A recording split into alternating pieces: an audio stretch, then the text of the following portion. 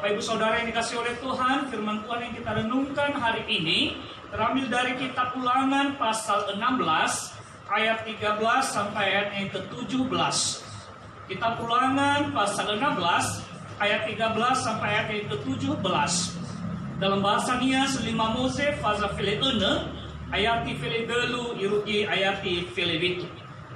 Ulangan pasal 16 ayat 13 sampai ayat yang ke-17, firman Tuhan berkata, Hari raya Pondok Daun haruslah kau rayakan 7 hari lamanya.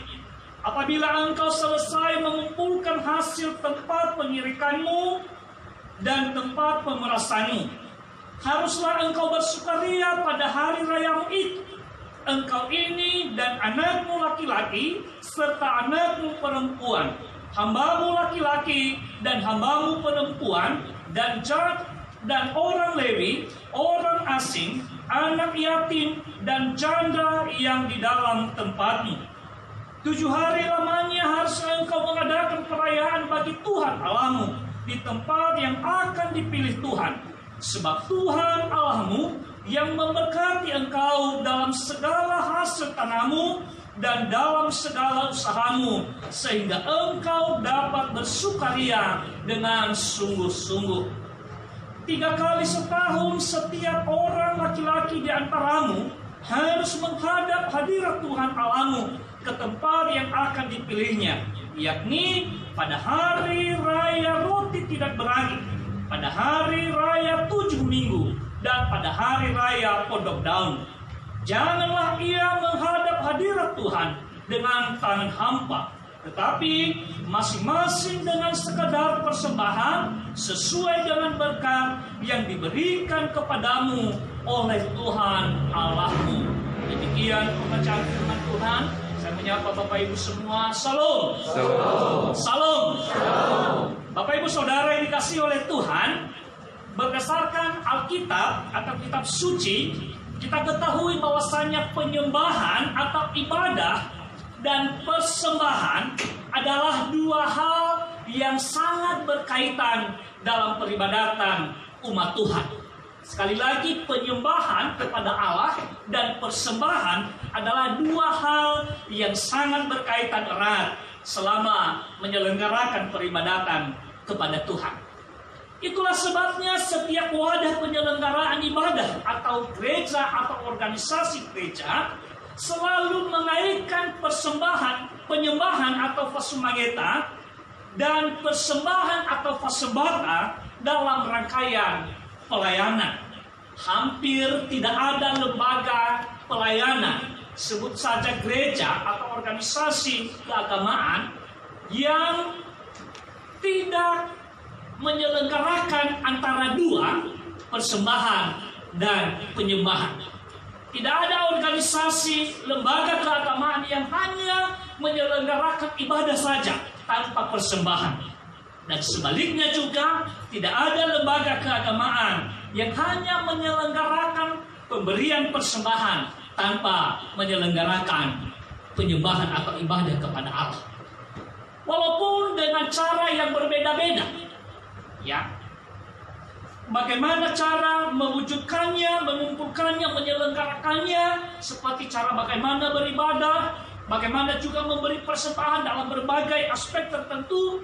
Yang jelas Bapak Ibu Saudara yang dikasihi oleh Tuhan, sekali lagi, tidak ada lembaga keagamaan pun di dunia ini yang mengabaikan salah satu antara penyembahan dengan persembahan. Bapak Ibu Saudara yang dikasihi oleh Tuhan, melalui kebenaran firman Tuhan yang kita baca pada hari ini, kita merenungkan bagaimana bagaimana melakukan penyembahan dan bagaimana memberi persembahan kepada Tuhan. Itulah sebabnya melalui firman Tuhan ini, tema perenungan kita hari ini yaitu penyembahan dan persembahan kepada Tuhan. Penyembahan dan persembahan kepada Tuhan. Bagaimana cara melakukan penyembahan dan bagaimana memberi persembahan yang berkenan kepada Tuhan, itulah yang menjadi pokok-pokok perenungan kita melalui kebenaran firman Tuhan ini.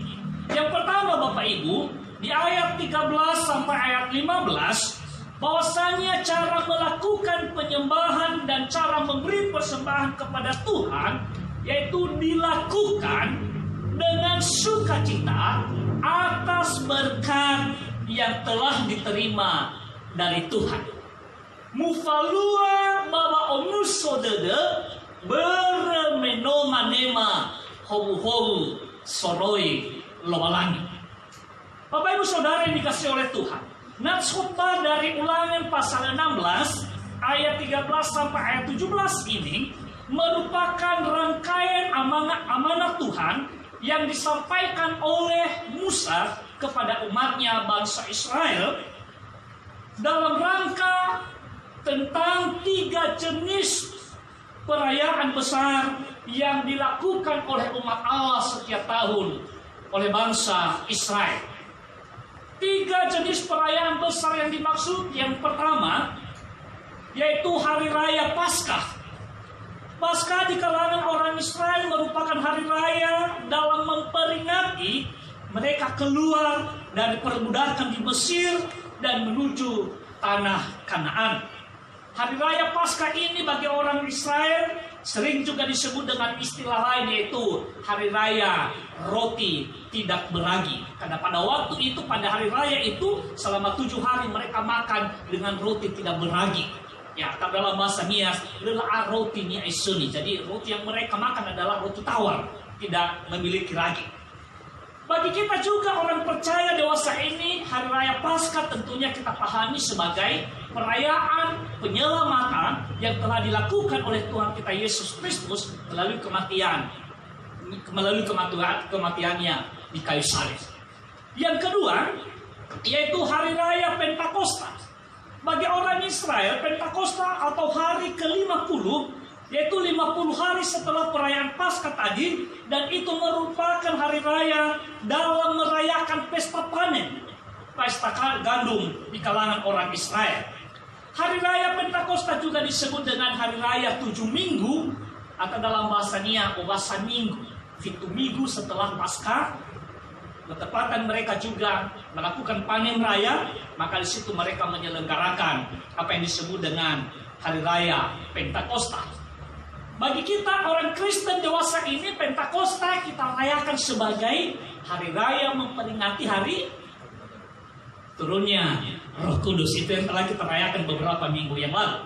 Yang ketiga, hari raya besar di kalangan orang percaya, orang Israel pada waktu itu adalah sebagaimana nats firman Tuhan ini, apa yang disebut dengan Hari Raya Pondok Daun. Ya, Hari Raya Pondok Daun, dalam perayaan ini orang Israel tinggal di pondok yang mereka buat dari dedaunan. Umumnya pada waktu itu adalah mereka menggunakan atapnya yaitu dari daun palem, atau mungkin hampir menyerupai kalau kita daun pinang atau manebulurino atau sejenis bulu nohi. Dan itu mereka gunakan sebagai atap daripada kemah mereka. Dan kemah itu mereka buat umumnya yaitu dikatakan dalam firman Tuhan ini di tempat yang Tuhan tunjukkan. Dan umumnya mereka lakukan pada waktu itu adalah di depan rumah atau di pekarangan rumah mereka. Bapak Ibu Saudara yang dikasihi oleh Tuhan, lebih lanjut dalam nats khotbah ini dijelaskan bahwa Hari Raya Pondok Daun dirayakan selama 7 hari lamanya. Sebagaimana ayat 13a. Dirayakan selesai mengumpulkan hasil tempat penyirikan dan tempat pemerasan hasil panen. Barangkali menyerupai, kalau istilah kita mungkin menyerupai apa yang kita sebut dengan puasa bamas. Jadi sudah selesai semua panen, sudah selesai dirapikan, sudah selesai dikemas, lalu dilakukan pesta besar. Dilakukan dengan sukaria bersama seluruh anggota keluarga. Semua orang ada dalam rumah dan bersama orang Lewi atau para hamba-hamba Tuhan. Itu 14 dan 15C. Diselenggarakan di suatu tempat khusus yang dipilih oleh Tuhan. Saya sudah sebut tadi, dan umumnya mereka buat kemah itu yang terbuat dari pondok daun, dari dedaunan, dan mereka letakkan di depan rumah mereka. Bapak Ibu Saudara yang dikasihi oleh Tuhan, pada ayat 15b mengatakan, sebab Tuhan Allahmu akan memberkati engkau dalam segala hasil tanahmu dan dalam segala usahamu, sehingga engkau dapat bersukaria dengan sungguh-sungguh. Dari nats ini memahami bahwa hari raya Pondok Daun itu dilakukan dengan sukacita dan dengan penuh sukaria sebagai respon daripada atau sambutan menerima berkat daripada Tuhan. Seolah-olah dalam nats ini Allah mau mengatakan, kalian dapat bersukaria, kalian dapat merayakan hari kegembiraan itu selama 7 hari lamanya, oleh karena lebih dulu Allah telah memberkati kalian. Artinya Bapak Ibu Saudara yang dikasihi oleh Tuhan, melalui kebenaran firman Tuhan ini, Paskah atau hari raya roti tidak beragi, demikian juga Pentakosta atau hari raya 7 minggu, dan demikian juga hari raya Pondok Daun merupakan bentuk penyembahan dan persembahan kepada Allah sebagai rasa syukur atas diterimanya berkat daripada Allah.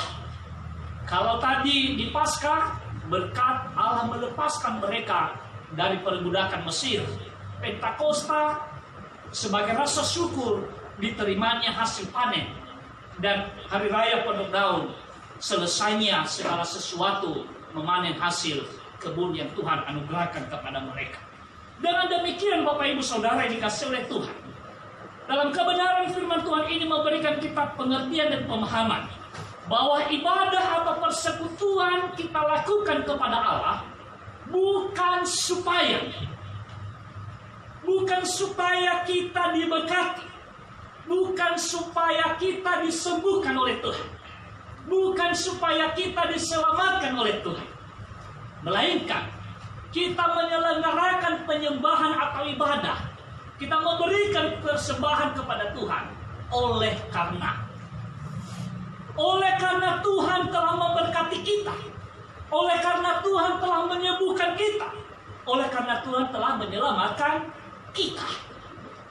Orang yang tidak terberkati, tidak mungkin dia bisa memberikan persembahan kepada Allah.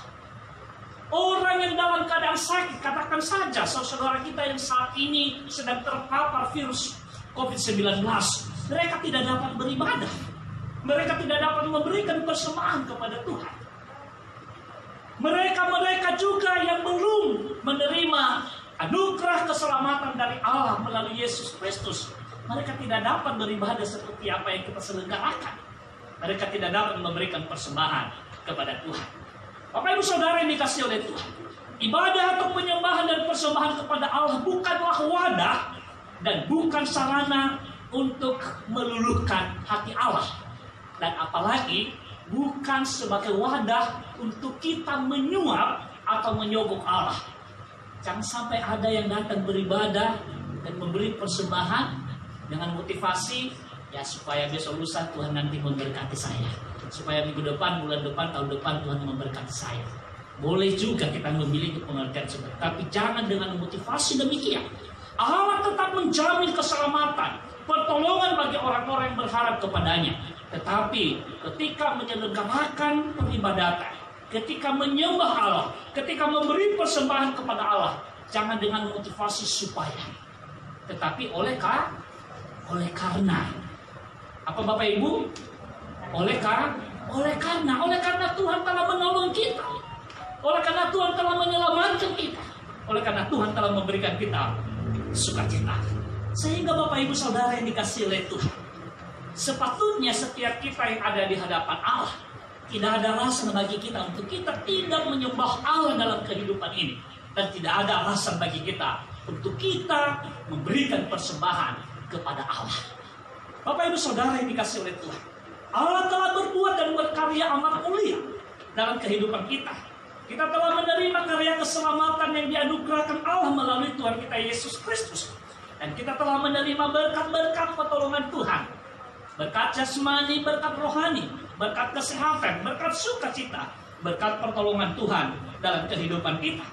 Maka sepatutnya lah setiap kita orang percaya menyembah Allah dan memberi persembahan kepadanya dengan sukacita, sebab kasih-Nya sungguh teramat baik dan sungguh amat baik bagi setiap kehidupan kita. Dalam 1 Korintus pasal 6 ayat 20 firman Tuhan berkata, sebab kamu telah dibeli dan harganya telah lunas dibayar. Karena itu muliakanlah Allah dalam tubuh. Bapak Ibu Saudara, kenapa kita boleh memuji Tuhan? Kenapa kita boleh memuliakan Tuhan dalam kehidupan kita? Sekali lagi, oleh karena Allah telah lebih dulu, lebih banyak telah berbuat baik kepada kita. Itu yang pertama tadi. Bagaimana kita menyelenggarakan peribadatan dan memberi persembahan kepada Allah, yaitu dilakukan dengan sukacita. Oleh karena berkat Tuhan yang telah kita terima. Mufalua bahwa musodede beremenota mahoru soroi lowalangi. Yang kedua, ayat 16 dan ayat 17. Bagaimana cara melakukan penyembahan dan memberi persembahan kepada Allah? Yang kedua, dilakukan dengan sungguh-sungguh. Mufalua soroi sibai baden. Lebih lanjut pada ayat 16 dan 17 ini kita memahami bagaimana melakukan penyembahan dan memberi persembahan kepada Allah. Bahwa 3 kali setahun laki-laki dari keluarga bangsa Israel menghadap Tuhan. Yakni yang pertama pada hari raya roti tidak beragi atau Paskah. Yang kedua pada hari raya 7 minggu atau Pentakosta. Dan ketiga pada hari raya Pondok Daun, itu ayat 16a. Dan bahwa setiap kali menghadap Tuhan dalam perayaan itu tidak boleh dengan tangan yang hampa. Itu ayat 16b. Akan tetapi masing-masing sekedar persembahan sesuai dengan berkat yang telah diberikan Tuhan Allah kepada setiap umatnya, itu ayat 17. Pada bagian ini Bapak Ibu Saudara kita memahami bahwa menyembah dan memberi persembahan kepada Allah harus dengan kesungguhan yang ditandai dengan kesungguhan waktu. Dikatakan dalam nats ini tadi 3 kali setahun. Ya, 3 kali setahun, hari raya Paskah, Pentakosta dan Pondok Daun. Setiap perayaan itu Bapak Ibu 7 hari. Berarti 7 kali 3 berarti 21 hari dalam 1 tahun. Itu selain daripada hari Sabat. Itu Bapak Ibu ya, kita harus pahami ini. Ya, itu di luar daripada hari Sabat, katakan hari Minggu kalau kita saat ini. Ya, 3 kali 7 hari, 21 hari dalam setahun diselenggarakan perayaan kepada Tuhan. Ini artinya Allah menghendaki ketika kita melakukan penyembahan kepadanya dan memberi persembahan dengan sungguh-sungguh, dengan waktu yang kita sediakan serela-relanya, bukan dengan sisa waktu, bukan dengan ketergesa-gesaan.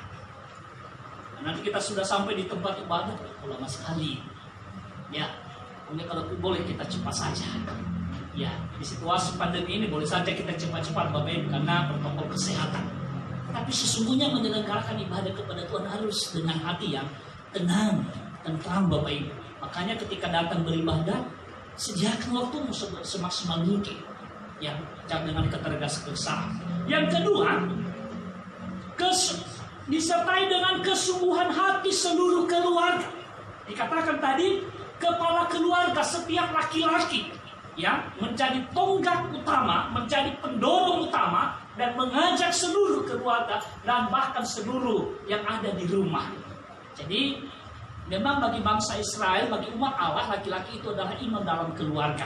Itulah sebabnya aneh pada zaman sekarang kita ini, kalau dalam setiap peribadatan justru yang lebih banyaknya siapa ya? Justru perempuan yang lebih banyak. Kita kalau hitung itu pasti yang lebih banyaknya itu perempuan biasanya. Ya, karena kalau ibu-ibu seperti janda kalau pergi beribadah, padahal suami mereka sebenarnya ada. Ya, tapi ketika beribadah dibiarkan seperti seorang janda saja. Ya. Dalam ibadah sesungguhnya laki-laki justru menjadi pendorong. Ya, itu yang menjadi tonggak utama imam dalam keluarga. Ya, dan disertai oleh seluruh anggota keluarga. Yang ketiga, disertai dengan kesungguhan pemberian. Dikatakan di situ sesuai dengan berkat yang diberikan Tuhan. Sesuai dengan berkat yang diberikan Tuhan. Ini menandakan Allah juga tidak memaksakan umatnya untuk memberi di luar dari apa yang sudah diberi oleh Allah. Ya, sekali lagi, Allah tidak memaksakan umatnya memberi lebih daripada apa yang tidak mampu. Dengan demikian Bapak Ibu Saudara yang dikasih oleh Tuhan, melalui bagian kedua ini, sebagai umat Allah kita tidak tumbuh harus kita kaya dulu. Jangan kita tumbuh harus melimpah dan berkelebihan dulu baru memberikan persembahan kepada Tuhan. Tidak Bapak Ibu. Ukurannya tadi adalah sesuai dengan berkat yang diberikan oleh Tuhan. Kalau memang sedikit, maka Allah tidak memaksakan kita untuk memberi banyak. Dan sebaliknya juga, jika memang banyak yang kita terima dari Dia, maka Allah juga tidak membolehkan. Dan Allah juga tidak dalam arti mentolerir untuk kita memberi sedikit. Sekali lagi, prinsipnya adalah sesuai dengan berkat yang diberikan. Saudara-saudara, mungkin yang tidak punya pekerjaan, katakan seperti mahasiswa yang tidak punya pekerjaan. Allah tidak memaksakan untuk memberikan lebih seperti mereka yang sudah punya pekerjaan.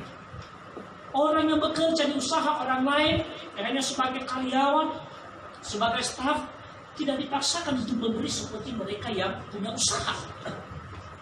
Dan sebaliknya juga, orang-orang yang telah diberkati oleh Tuhan, mendapatkan penghasilan yang besar, memiliki pekerjaan sendiri, memiliki usaha sendiri, Allah juga tidak dalam arti mentolerir, boleh memberikan sekedar saja.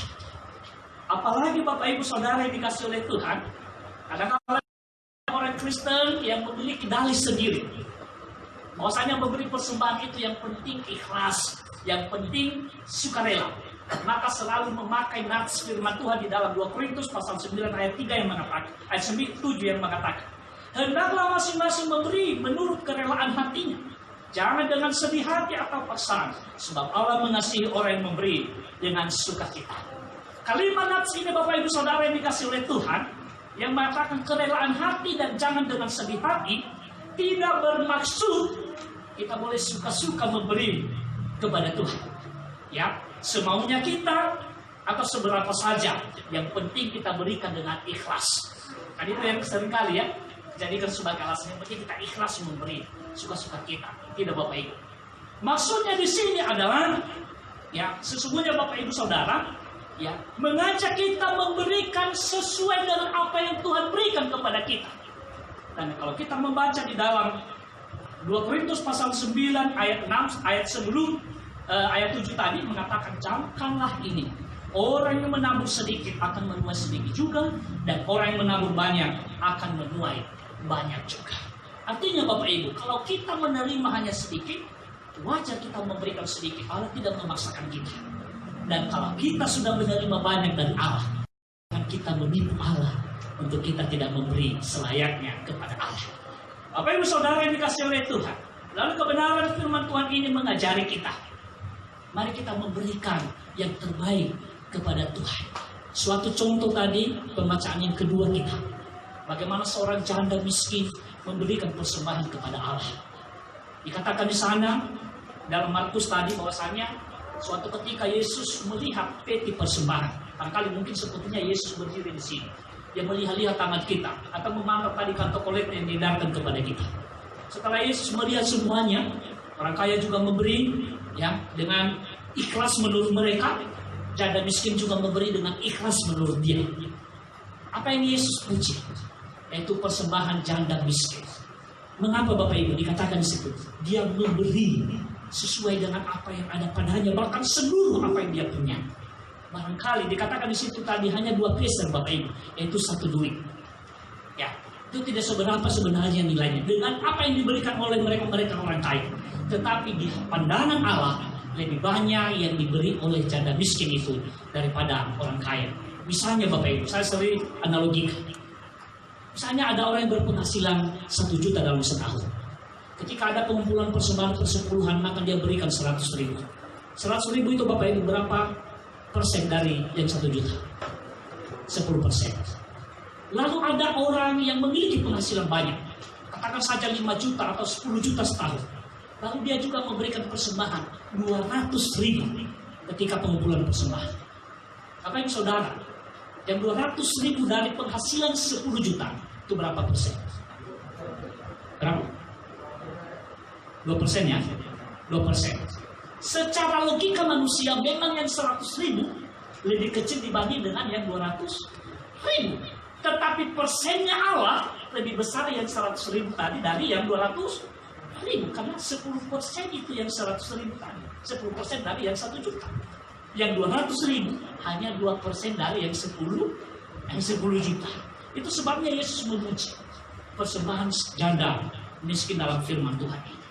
Bapak Ibu Saudara yang dikasih oleh Tuhan, sekali lagi, dalam firman Tuhan ini menyadarkan kita, mari seberapa yang telah kita terima dari Allah, seberapa kesadaran kita telah kita menerima anugerah Allah dalam kehidupan kita, sejauh itu juga yang menyemangatkan kita, yang menyadarkan kita untuk kita memberi yang terbaik kepada Allah. Baik waktu kita ketika kita beribadah, ketika kita bersekutu, dan juga materi kita ketika kita memberikan persembahan kepada Allah. Lalu kebenaran firman Tuhan ini, Bapak Ibu Saudara, 2 cara: memberi persembahan, memberi penyembahan, dan melakukan persembahan kepada Tuhan yang berkenan kepada Tuhan. Yang pertama tadi, yaitu dilakukan dengan sukacita oleh karena telah menerima berkat daripada Tuhan.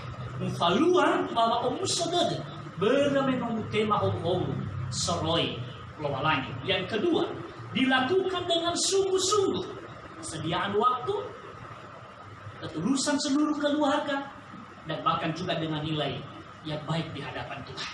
Mufalua soroi sibai madada. Kiranya setiap kita menjadi pribadi-pribadi, menjadi umat Allah yang sungguh-sungguh menyembah Allah dan memberikan persembahan kepada Allah dalam kehidupan setiap kita.